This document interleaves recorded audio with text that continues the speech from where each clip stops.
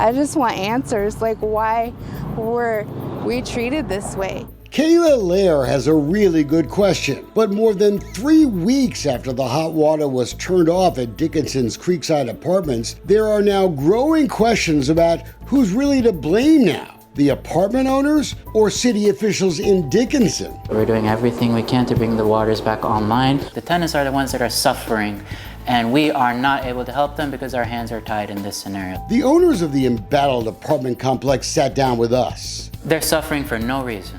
Just as the city posted eviction notices telling dozens of families they have just 30 days to leave to try to start their lives all over again, finding apartments that rent for less than $1 a square foot where their kids can go to the same school. That won't be easy. But the Dickinson mayor told Channel 2 this was a matter of life and death. The boilers are leaking gas to the point where the place would explode if there was a fire. But that's just not true anymore. It hasn't been true for weeks. So what's really going on here? There are 2 separate boilers on either side of the Creekside Apartments, each providing hot water to half the 200-plus apartments. A gas leak in early November caused the city to cut off the hot water, but it turned out to be a small leak, a loose bolt. Here's evidence. The inspector for the city signed off that the gas could flow on November 8th. The second boiler, it was never red tagged. It's been, I believe, 3 weeks now since half the property has no hot water for absolutely no reason at all. After the city approved the gas leak fix, inspectors now decided this boiler room needed to be repaired, demolished in fact. Apartment owners brought in a temporary boiler outside, then put in the required fencing and gates so the gas could flow.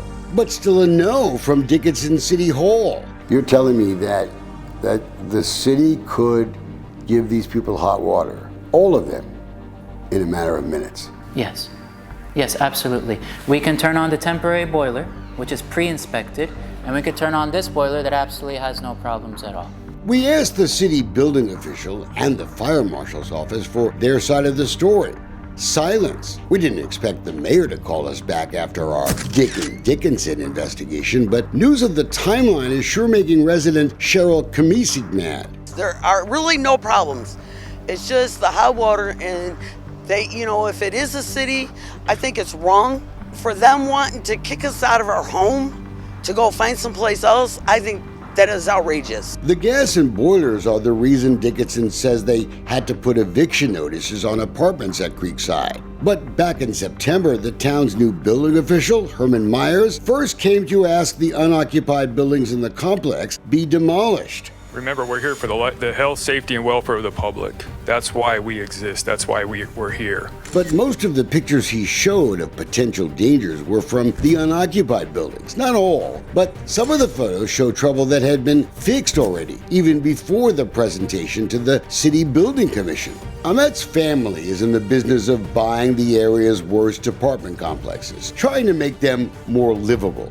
We are providing the most affordable housing in town, but that does not mean that we are okay with low quality. We want to have good quality, stable, clean, quiet, safe neighborhoods for all. And that's why the bad headlines about Creekside is really upsetting them. It came just weeks after Channel 13 featured Ahmet's parents in a story about the good news coming from the Greenspoint area, a neighborhood that got so riddled with crime it was called Guns Point. The Kalkans were credited with helping reduce crime by up to 90% by improving conditions of the apartments there.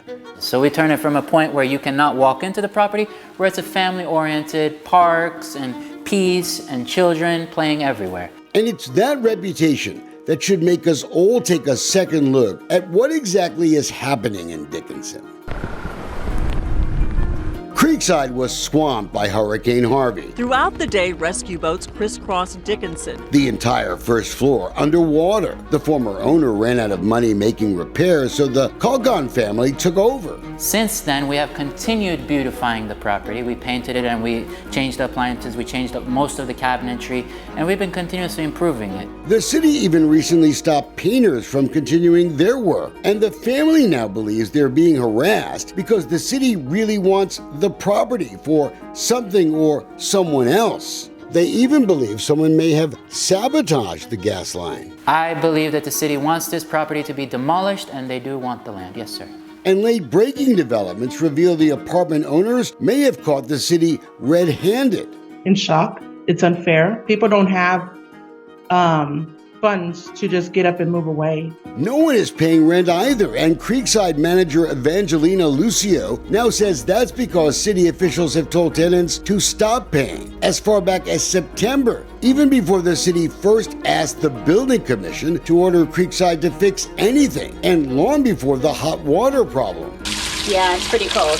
Then I received information from one of my other tenants that the mayor told them not to pay rent to save their money to move elsewhere. If proven true, Dickinson taxpayers may end up being on the hook if this thing ends up in court, and the allegations of possible violations of due process sure sound eerily familiar to an investigation we did in Texas City, where building officials were accused of targeting low-income families for eviction so the properties could be resold. Here's a coincidence. The new head of the Dickinson Building Department, Herman Myers, guess where he used to work? Texas City. And the new fire marshal, Shauna Bello, where did she come from? Texas City.